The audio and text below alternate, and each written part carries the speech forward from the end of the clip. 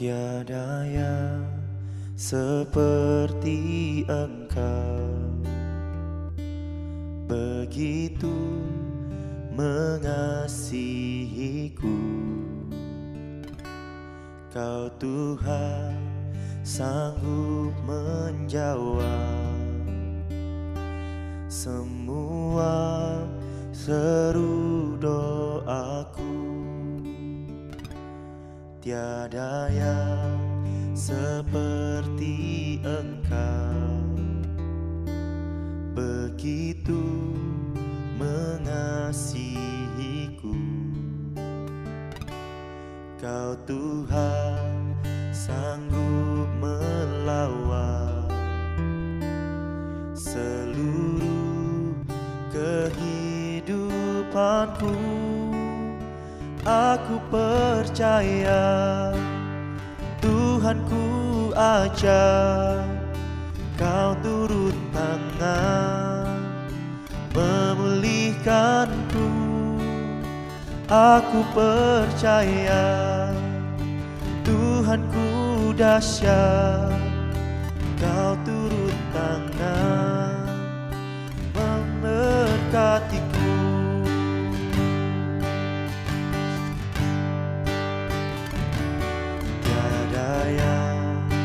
Seperti Engkau, begitu mengasihiku. Kau Tuhan sanggup menjawab semua seru doaku. Tiada yang seperti Engkau, begitu mengasihiku. Kau Tuhan sanggup melawan seluruh kehidupanku. Aku percaya Tuhanku ajar, Kau turut tangan memulihkanku. Aku percaya Tuhanku dahsyat, Kau turut tangan memberkatiku.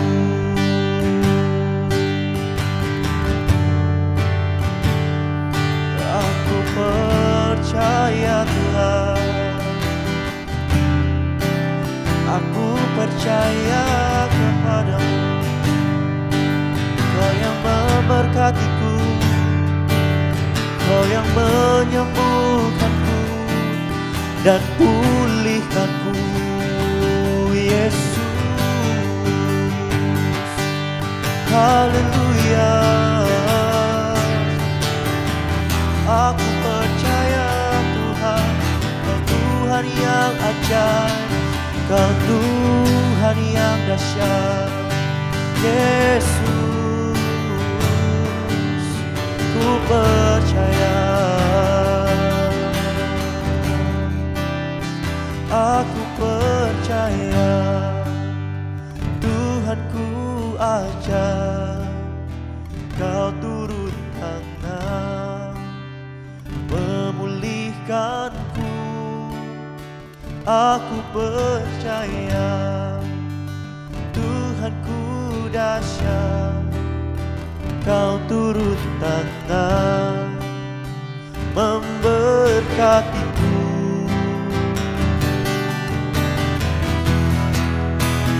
Aku percaya Tuhanku ajar, Kau turut tangan memulihkanku. Dan aku percaya Tuhanku dahsyat, Kau turut tangan memberkatiku. Kau turut tangan memulihkanku.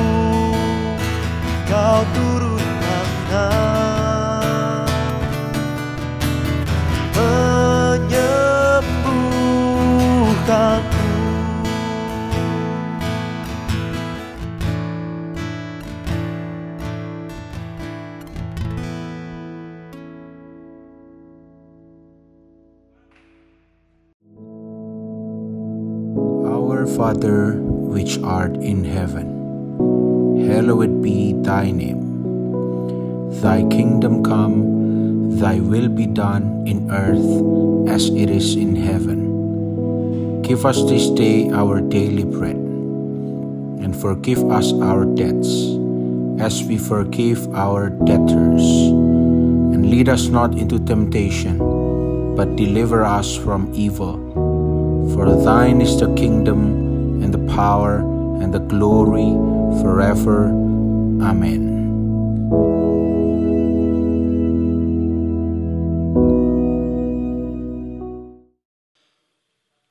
Shalom, selamat pagi semua umat Tuhan yang menyaksikan tayangan ini.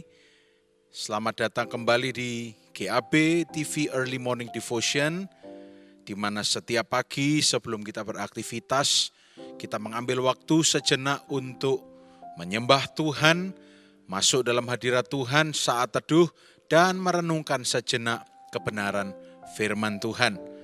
Pagi hari ini saya ingin berbagi dengan saudara semuanya sebuah perkara yang mungkin bisa kita renungkan.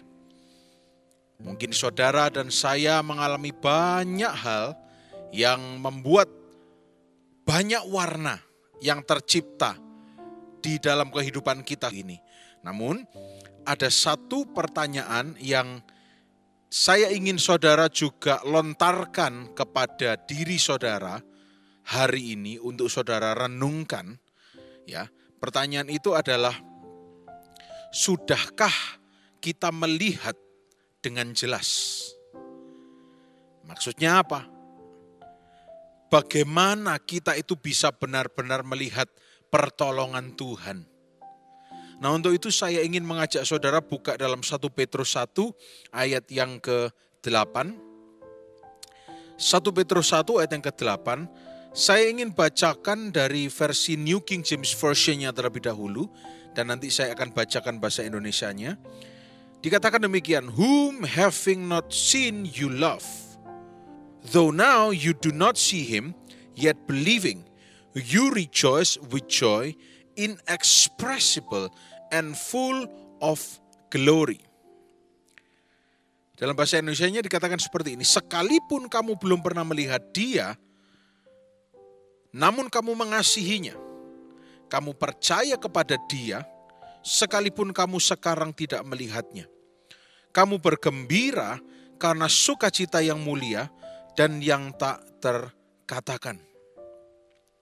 Bagaimana kita bisa melihat pertolongan Tuhan? Iman kita di dalam Kristus itu membuat seseorang menjadi ciptaan yang baru. Yang lama sudah berlalu.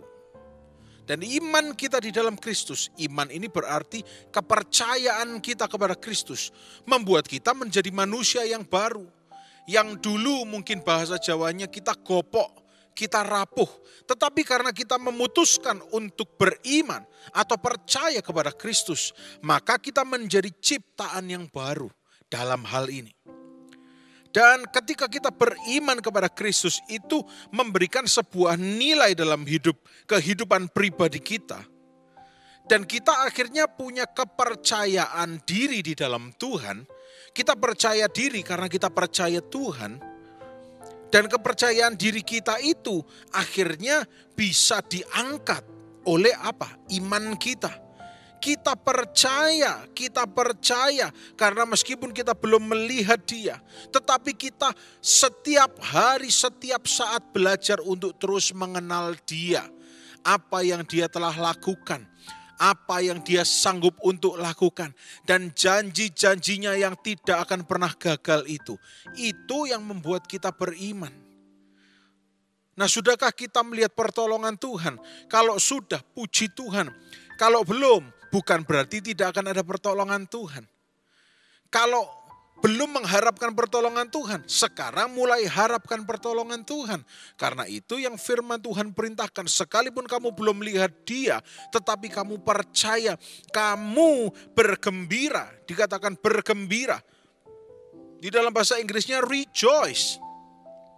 Bergembira dengan apa? Sukacita yang tak terkatakan. Artinya apa? Tidak perlu ada alasan untuk sukacita di dalam Tuhan.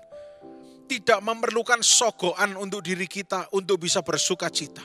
Sukacita di dalam Tuhan itu bukan sesuatu yang diproduksi dari dalam tubuh kita, pikiran kita. Tetapi sukacita dari Tuhan itu adalah sesuatu yang dihasilkan oleh iman percaya kita.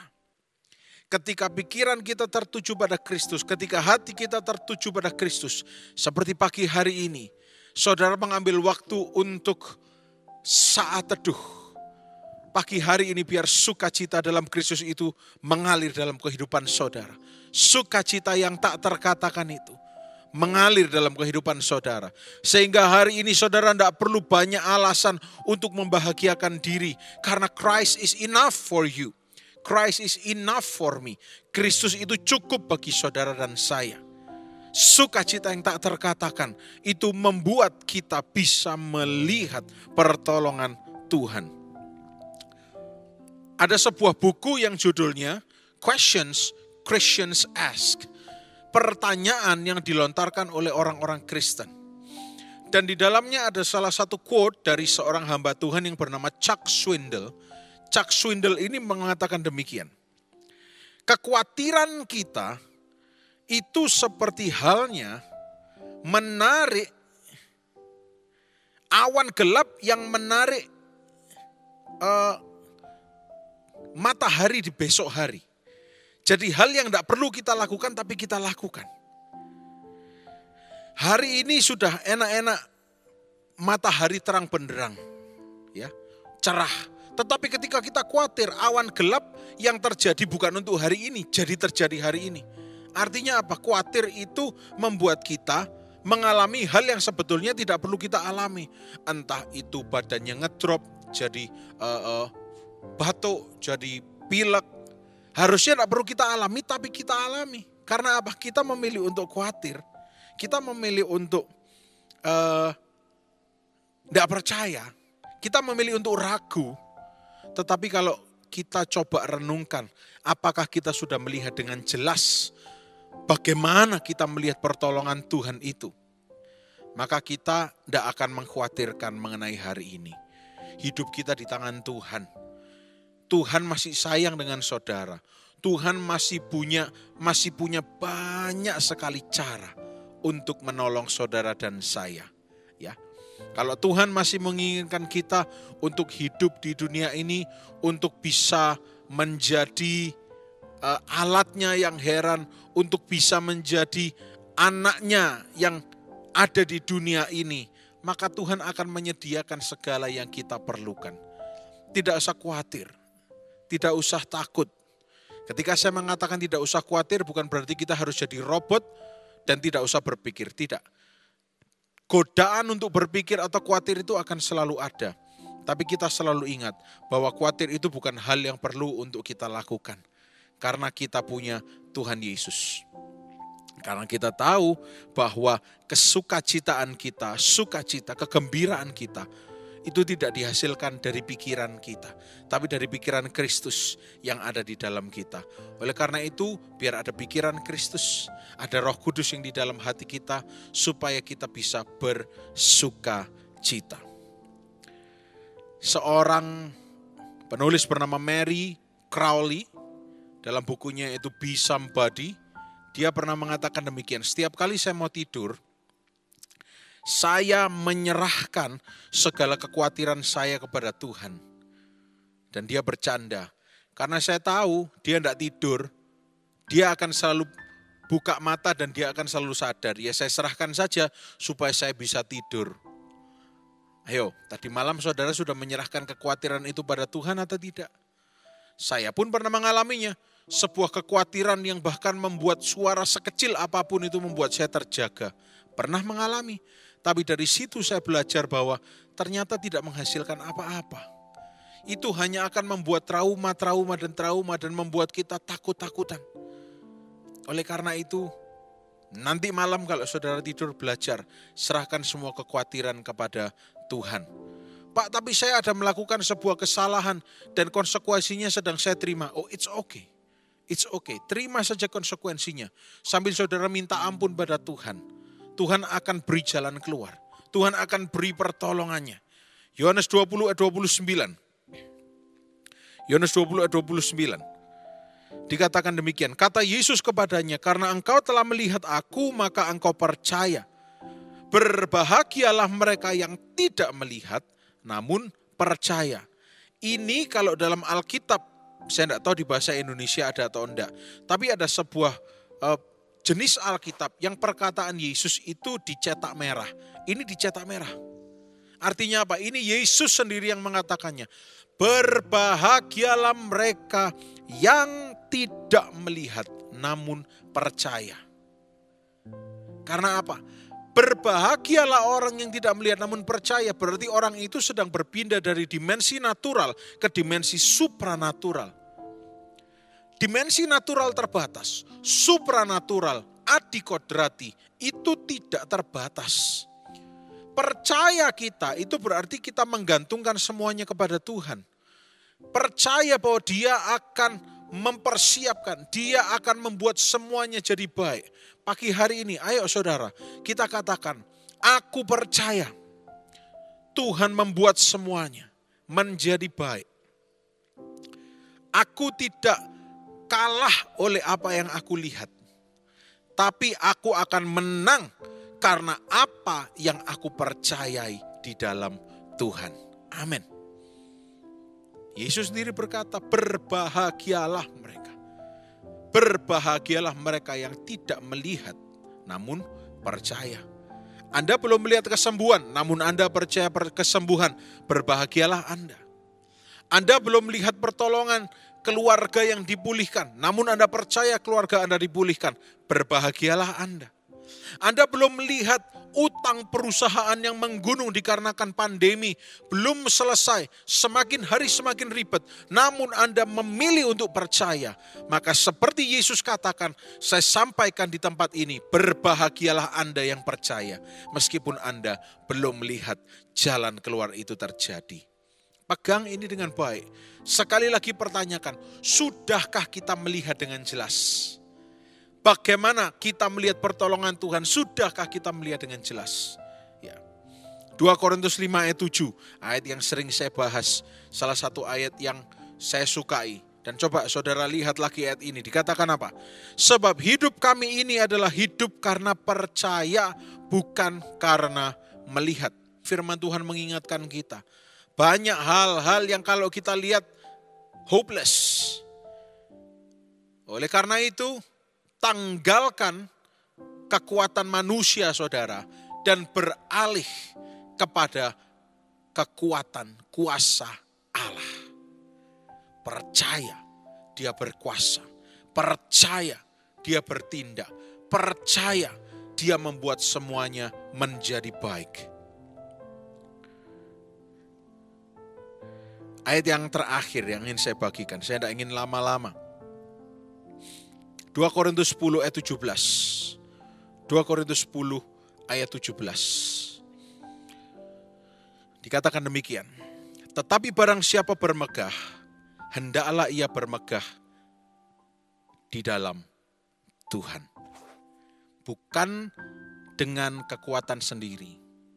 Kata kitab Amsal atau Mazmur, saya lupa, ada yang bermegah akan kudanya, ada yang bermegah akan kereta kuda, tapi orang yang bermegah di dalam Tuhan pasti berkemenangan, pasti berhasil, pasti akan melihat pertolongan Tuhan. Pagi hari ini pertanyaan ini saya lontarkan sekali lagi, sudahkah kita melihat dengan jelas? Sudahkah kita melihat dengan mata iman kita bahwa pertolongan Tuhan akan terjadi? Saudara, melihat dengan mata iman itu bukan berarti percaya, namun di hati ini kosong, tidak. Tapi kalau saudara benar-benar melihat dengan mata iman, saudara tahu bahwa ketika saudara mengatakan aku percaya pertolongan Tuhan, ada damai yang mengisi hati kita.